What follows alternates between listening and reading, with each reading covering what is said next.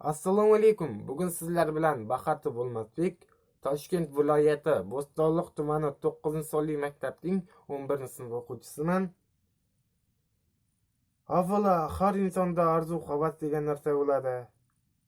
Shunday endi menda ham orzu-havas bo'lgan, shu orzu-havas bora-bora maqsadga aylangan va endi kelajakda aytadi-ku, Alloh taolo insonga 1% talant berishi mumkin.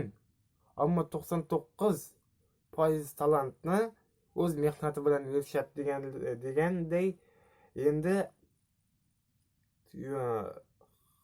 har insonda to'siqlar bo'ladi, sinovlar bo'ladi, qiyinchiliklari bo'ladi. Shu sinovlardan o'tganlar o'z kasbining ustasi va mohir insonlar bo'ladi. Endi men bitta san'atkorlik bilan cheklanib qolmoqchi emasman va kelajakda ulkan bizneslar va ulkan maqsadlarim bor. Shunga qarab intilmoqchiman. Agarda siz mening talantimda baho bermoqchi bo'lsangiz, mening YouTube kanalim bor. Shunda ko'rsangiz bo'ladi.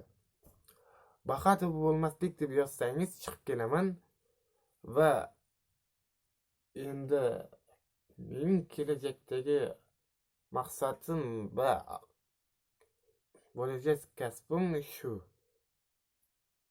Qo'shiqchi bo'lish va san'atkor.